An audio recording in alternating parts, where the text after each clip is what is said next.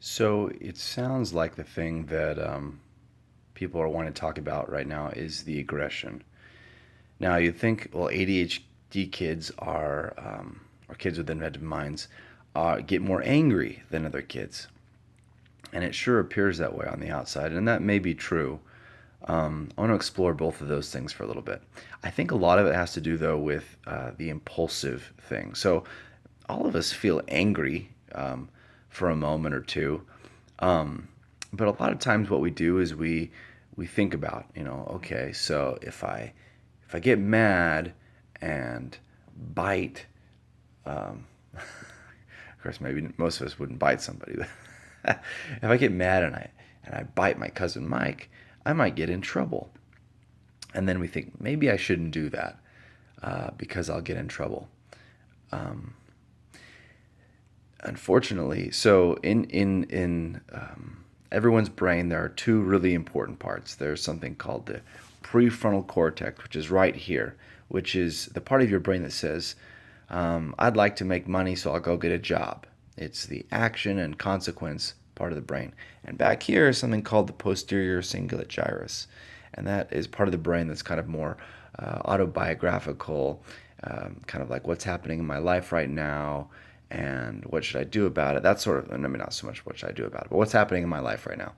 And normal people have good synchrony, good communication between their posterior cingulate gyrus and their prefrontal cortex, and that allows them to connect what's happening in their life with what should they do about it. Now, unfortunately, um, based on some things that I've read, the kids with ADHD don't have a synchronous communication between their prefrontal cortex and their posterior cingulate gyrus. And so when they feel an emotion like anger, that's maybe being processed in their posterior cingulate gyrus by this is what's happening in my life right now, and then they think about doing something about it, that communication doesn't reach their prefrontal cortex synchronously. In other words, very well for them to be able to say, um, let's see, if I hit Jimmy when I'm angry, Jimmy's going to be mad at me and Jimmy isn't going to want to play with me anymore and I'll get in trouble. That doesn't happen quite as well. So here's the danger. Parents think, oh my goodness, my son doesn't have, or my son or my daughter doesn't have the ability to understand the consequences of their actions, and therefore I won't punish them. Now that is not the correct response. A lot of parents do that, but that doesn't work. I didn't say there was absolutely no connection. I just say it's not as synchronous. Um, I think personally that ADHD kids spend more time back here than they do up here. And based on some things I read about imaging, functional magnetic resonance imaging in the brain, it looks like that's the case. Now, here's the thing, though, is that teenagers and children below teenage years are also almost all back in their emotional centers of the brain and not so much using the prefrontal cortex as much. The part of the brain that's like, this is a good idea, I'll do it, or this isn't a good idea, I won't do it.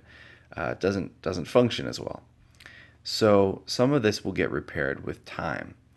Now, in the meantime, we hear these statements. They'll do something stupid, like, for me, I'll get really mad when I was a little kid, and I'll, hit my cousin with a shovel, or I remember one time I set up a trap, and I didn't think about the consequence.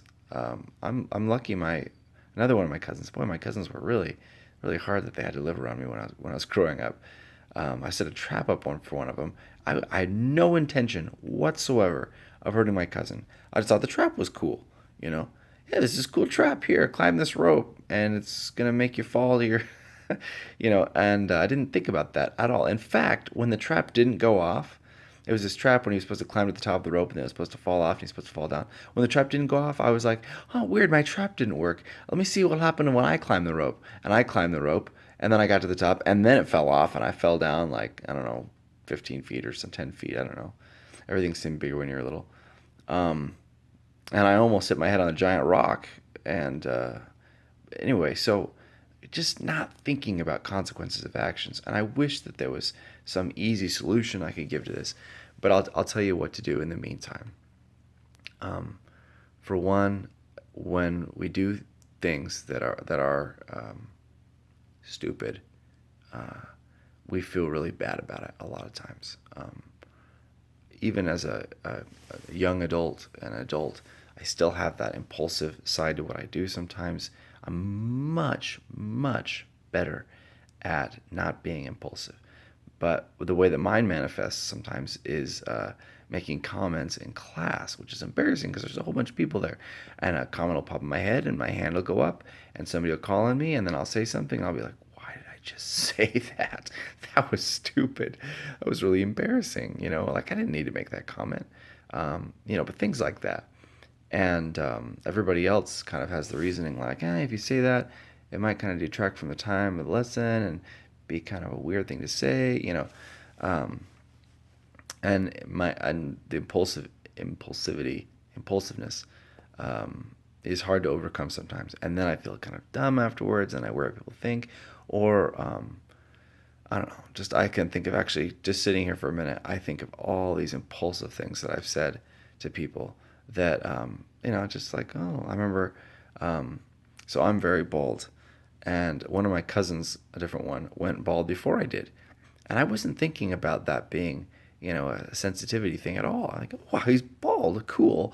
And so he was wearing a hat, and I was like, and he just got off his mission. Hey, come on, take your hat off. Show everybody your bald head. Look at his bald head, everybody. He's got a bald head. Oh, how rude. And I was like 18 or something at the time, and it didn't even cross my mind as being bald, as that being rude. But what a rude thing to do. I've gotten better as I've gotten older, but there is definitely this impulsive thing, and it is really difficult. And all you can really do that I know of is one, continue to discipline them, because we can learn. We're not complete idiots. In fact, I think we need to be disciplined more consistently than other kids. Give you an example. We had a fireplace in our house, and I never shoved my head into the fireplace. Why not? Because I'm not that stupid. I'm impulsive, but I'm not gonna, like, I know what's gonna happen. I also never put my head under the back of a car while I was backing up. Now, why? Because I'm not that stupid. Now, I did some dumb things sometimes, but there were some things that I could understand as a kid. And your kid also will be able to understand some things. And if there's some behavior that they're engaging in, where they get angry and then they just lash out and hurt somebody, they need to have a consequence for that. There needs to be a consequence for the behavior, and there needs to be a conversation. Now, the consequence shouldn't be done with anger. And getting mad at them. That's not going to help. All that's going to do is make them feel worse about themselves, which they probably already feel from doing it. But giving them a consequence can help that sink in a little bit. Remember that one time, you touched the fire and you got burned? Well, that's the reason why you don't stick your head in the fire, because it hurt that one time. And that connection was made, and it worked. Sometimes the consequences have a hard time sinking in. There are some people, I won't go into names, who even put wasabi on the tongue of their kid when they misbehave, and that seems to be the only thing that gets through to them. You have to kind of explore and find out what works for your kid, and that's kind of hard because it's a painful thing, but it's better than the misbehavior, because the misbehavior was really hurting him. So, all right, so your kid acts out, gets really angry. Don't get angry back. That's not good. Have a talk with them. I know it takes a while for them to calm down, but they'll calm down. Have a talk with them about it. More of like, what are you gonna do? Like, how'd you feel about what happened there? That was pretty inappropriate, wasn't it? What should we do when you act out like that? Understanding that a lot of this they will grow out of, or it'll take more adult forms, which are usually better. But I think putting a lot of faith back on them, because I think the one thing that's helped me is that my mom always had faith in my character. She always believed I was a good kid. At least she told me that. I know you're a good kid. How are you going to handle this? That sort of thing. and I think that kind of shaped my character. So the one thing was got a little ADHD on this subject here. The one thing was, make sure you discipline them, and the second thing to remember is that they're gonna outgrow this to a certain degree, and protect their self-esteem in the meantime. So I hope that was helpful. I don't know if I answered all the questions. If not, keep asking me about it, and I'll try to answer what I can.